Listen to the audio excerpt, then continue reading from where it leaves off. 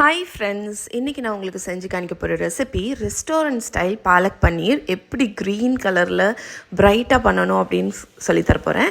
So first ஒரு பேனில் கொஞ்சமாக ஆயில் ஊற்றிட்டு அதில் கார்லிக், வெங்காயம் ஒரு 1/4 கப் வெங்காயம் ஆட் பண்ணி ஒரு 2-3 மினிட்ஸ் நல்ல சாட்டே பண்ணிக்கோங்க. இப்போ இதில் பாலக் லீவ்ஸ் ஆட் பண்ண போகிறோம். நான் முழுசாக ஆட் பண்ணுறேன். நீங்கள் இதை சாப் பண்ணி கூட ஆட் பண்ணிக்கலாம்.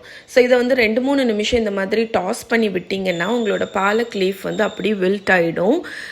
ஸோ இவ்வளோ இருக்கிற மாதிரி இருக்குல்ல, குக் ஆனதுக்கப்புறம் இந்த மாதிரி சுருங்கிரும். எக்காரணம் கொண்டும் மூடி போட்டு குக் பண்ணாதீங்க. இது கூல் ஆனதுக்கப்புறம் மிக்சியில் எடுத்து நல்ல ஒரு பேஸ்ட் மாதிரி அரைச்சி எடுத்துருங்க. இது உங்களோட பாலக் பேஸ்ட் ரெடி. நல்ல பிரைட் க்ரீன் கலரில் இருக்கும்.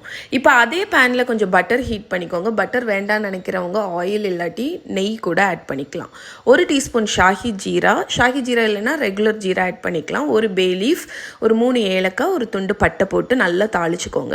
ஸோ இது நல்லா ஃப்ரை ஆனதுக்கப்புறமாட்டு 1 கப் அளவுக்கு பொடிசாக கட் பண்ணி வச்சுருக்கிற வெங்காயம் ஆட் பண்ணிக்கோங்க.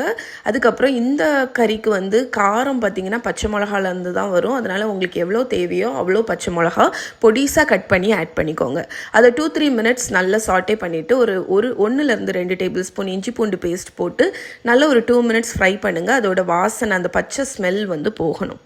அது போனதுக்கு அப்புறமாட்டு பொடிசாக கட் பண்ணி வச்சுருக்கிற தக்காளி நல்லா ஃபைனாக கட் பண்ணிக்கோங்க. அப்போ தான் அது உங்களோட கிரேவியில் டிஸ்இன்டகிரேட் ஆகிடும்.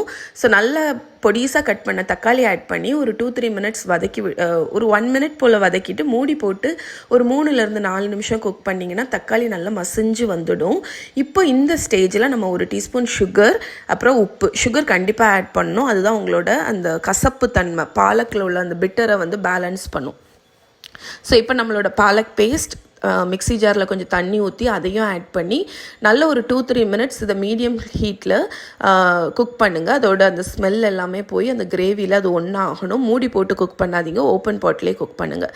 இப்போ ஃபைனலாக நம்மளோட பன்னீர், ஹோம்மேட் பன்னீர் தான் யூஸ் பண்ணுறேன். இதோட ரெசிபி லிங்க் கீழே கொடுக்குறேன். அண்ட் இந்த பாலக் பன்னீரோட ரிட்டன் ரெசிபி லிங்க்குமே கீழே கொடுக்குறேன், செக் பண்ணிக்கோங்க. பன்னீர் ஆட் பண்ணி மிக்ஸ் பண்ணிவிட்டு ஒரு 1 மினிட் இல்லை 2 மினிட்ஸ் லோ ஃப்ளேமில் வச்சுக்கோங்க. இப்போ ஃபைனல் இன்க்ரீடியன்ட்ஸ் ஒரு 1/2 டீஸ்பூன் கரம் மசாலா பவுடர், வறுத்து பொடிச்ச ஜீரகத்தூள், கசூரி மேத்தி, காஞ்ச வெந்தயக்கீரை இலையும் போட்டு மிக்ஸ் பண்ணி க்ரீம் ஒரு 4 டேபிள் ஸ்பூன் க்ரீம்.